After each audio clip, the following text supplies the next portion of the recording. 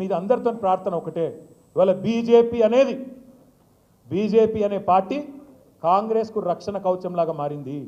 ఇవాళ కేంద్ర సహాయ మంత్రులు ఒక ఆయన బండి సంజయ్ కుమార్ గారు, ఆయన కేంద్ర సహాయ మంత్రి కాదు, రేవంత్ రెడ్డి సహాయ మంత్రి. రేవంత్ రెడ్డికి ఎప్పుడు కష్టం వచ్చినా ముందు ఆయన మీద రెప్ప వాలకుండా కష్టం వచ్చినా వెంటనే రక్షణ కవచంలాగా సహాయ మంత్రి కాపాడుకుంటా ఉన్నాడు. మేము రేవంత్ రెడ్డిని తిరిగితే, రేవంత్ రెడ్డి మీద విమర్శ చేస్తే బీజేపీలకు రోషం వస్తున్నది. రఘునందన్ రావు, విశ్వేశ్వర్ రెడ్డి మీ ఎంపీ పుణ్యాత్ముడు, తర్వాత ఈయన ఇంకొక ఆయన పేరేదో ఉండే కాదు అరవింద్, ఈ నలుగురు ఇవాళ రేవంత్ రెడ్డికి రక్షణ కవచం. నలుగురు బీజేపీ ఎంపీలు. మీరు ఆలోచించండి, వాళ్ళు రేవంత్ రెడ్డి పార్టీలు ఉన్నారా లేక బీజేపీలో ఉన్నారా?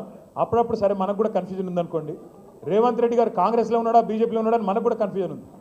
ఎందుకంటే మీరు చూడండి జాగ్రత్తగా, పైన రాహుల్ గాంధీ పాపం ఆయన అమాయకుడు, ఆయనకేం తెలియదు, ఏం రాసిస్తే చదువుతాడు ఆయన పాపం. ఆయన లీడర్ కాదు, రీడర్. ఎక్కడ పోయి ఏ పేపర్ మీద ఏది రాస్తే తెల్ల పేపర్ పట్టుకొని పడపడపడ చదివేసి వెళ్ళిపోతాడు. ఆయన పోతాడు. నిన్న మాట్లాడుతున్నాడు మహారాష్ట్రలో రాహుల్ గాంధీ. ఏమంటున్నాడు? బొంబాయిలో అదానికి మొత్తం 1,00,000 కోట్ల విలువ చేసే ధారావి సొమ్ములు, ధారావి భూమి దారాదత్తం చేస్తున్నది బీజేపీ అని అక్కడ అదానిని వ్యతిరేకిస్తూ రాహుల్ గాంధీ మాట్లాడతాడు. మరి ఇక్కడేం జరుగుతున్నది? అదే అదాని మంచోడు, చాలా మంచిటివాడు, ఆయన మించిన ఉత్తముడు లేడు, అద్భుతమైన మనిషి అని చెప్పి రేవంత్ రెడ్డి గారు రోజు ఆయనతో రాసుకొని పుసుకొని తిరుగుతూ ఉన్నారు. నేను ఊరికేనే అనడం లేదు, ఏదో కావాలని విమర్శలు చేయడం కాదు. ఇవాళ బీజేపీ రక్షణ కవచంలాగా మారింది కాంగ్రెస్కు.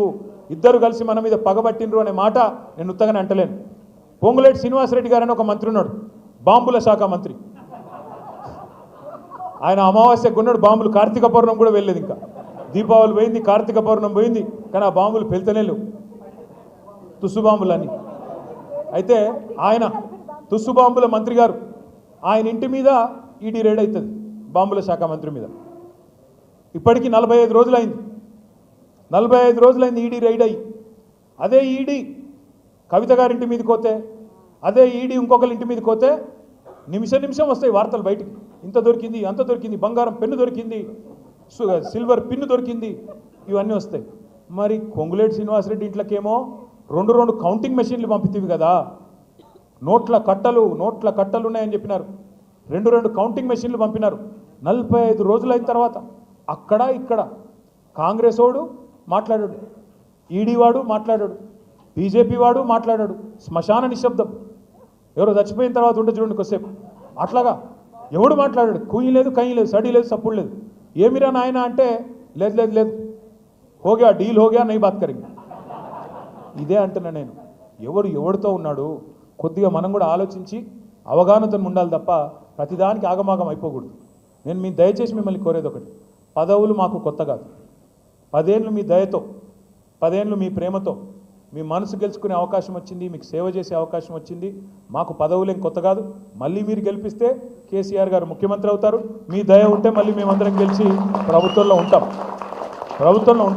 మాకు కొత్త కాదు, పదవులేం కొత్త కాదు, సేవ చేయడం కొత్త కాదు, కొట్లాట అంతకంటే కొత్త కాదు, అరెస్టులు కావడం అంతకంటే కొత్త కాదు. ఉద్యమంలో అరెస్టుకు పోయాము, జైల్లోకి పోయాము.